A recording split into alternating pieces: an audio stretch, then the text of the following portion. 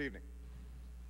Tonight, I can report to the American people and to the world that the United States has conducted an operation that killed Osama bin Laden, the leader of Al-Qaeda, and a terrorist who's responsible for the murder of thousands of innocent men, women, and children.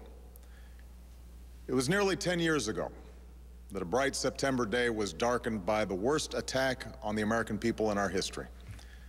The images of 9/11 are seared into our national memory. Hijacked planes cutting through a cloudless September sky, the Twin Towers collapsing to the ground, black smoke billowing up from the Pentagon, the wreckage of Flight 93 in Shanksville, Pennsylvania, where the actions of heroic citizens saved even more heartbreak and destruction. And yet we know that the worst images are those that were unseen to the world. The empty seat at the dinner table, children who were forced to grow up without their mother or their father, parents who would never know the feeling of their child's embrace, nearly 3,000 citizens taken from us, leaving a gaping hole in our hearts.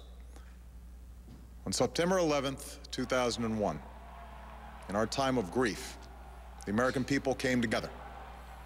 We offered our neighbors a hand, and we offered the wounded our blood. We reaffirmed our ties to each other and our love of community and country. On that day, no matter where we came from, what God we prayed to, or what race or ethnicity we were united as one American family. We were also united in our resolve to protect our nation and to bring those who committed this vicious attack to justice. We quickly learned that the 9/11 attacks were carried out by Al-Qaeda, an organization headed by Osama bin Laden, which had openly declared war on the United States and was committed to killing innocents in our country and around the globe. And so we went to war against Al-Qaeda to protect our citizens, our friends, and our allies. Over the last 10 years, thanks to the tireless and heroic work of our military and our counterterrorism professionals, we've made great strides in that effort. We've disrupted terrorist attacks and strengthened our homeland defense.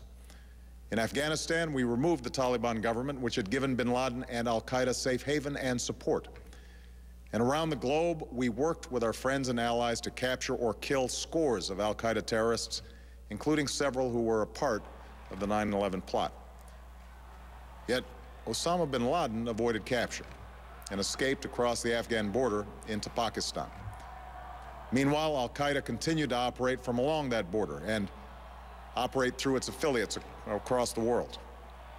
And so shortly after taking office, I directed Leon Panetta, the director of the CIA, to make the killing or capture of bin Laden the top priority of our war against Al-Qaeda, even as we continued our broader efforts to disrupt, dismantle, and defeat his network. Then, last August, after years of painstaking work by our intelligence community, I was briefed on a possible lead to bin Laden.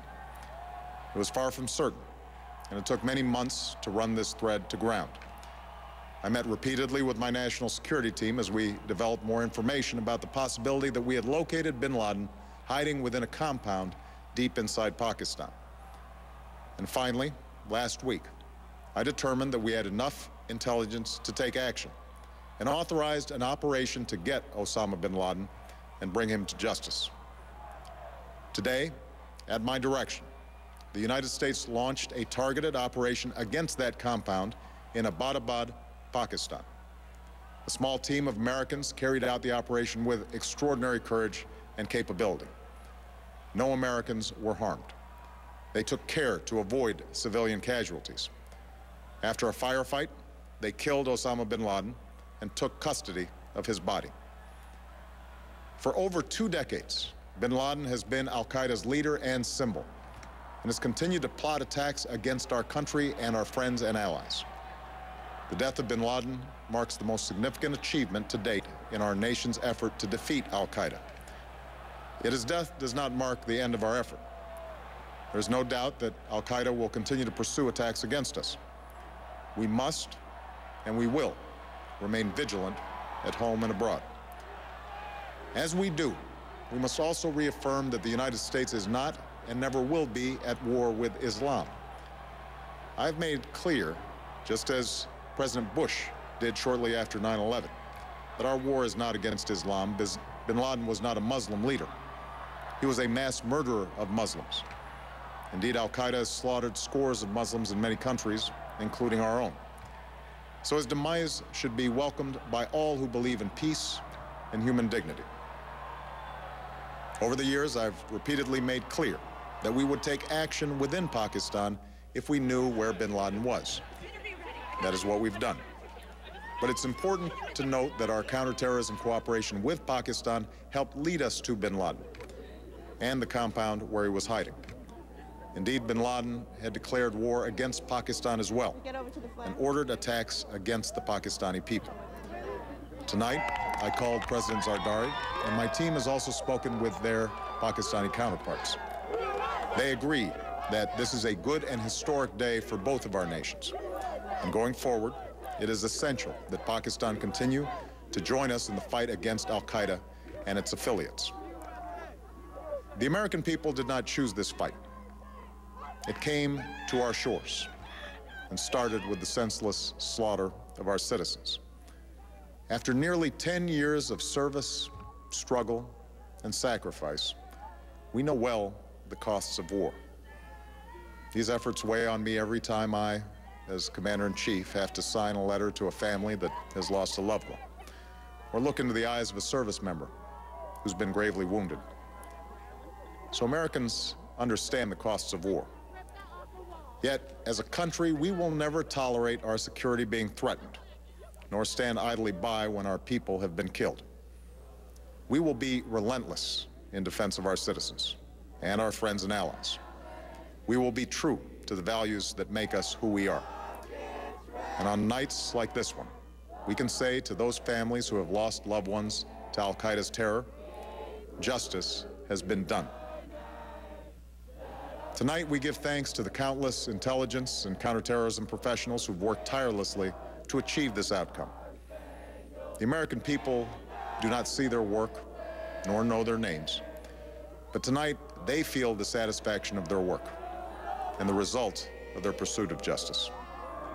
We give thanks for the men who carried out this operation, for they exemplify the professionalism, patriotism, and unparalleled courage of those who serve our country.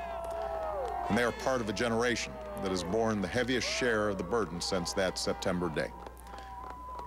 Finally, let me say to the families who lost loved ones on 9/11 that we have never forgotten your loss, nor wavered in our commitment to see that we do whatever it takes to prevent another attack on our shores. And tonight, let us think back to the sense of unity that prevailed on 9/11. I know that it has at times frayed, yet today's achievement is a testament to the greatness of our country and the determination of the American people. The cause of securing our country is not complete, but tonight we are once again reminded that America can do whatever we set our mind to. That is the story of our history.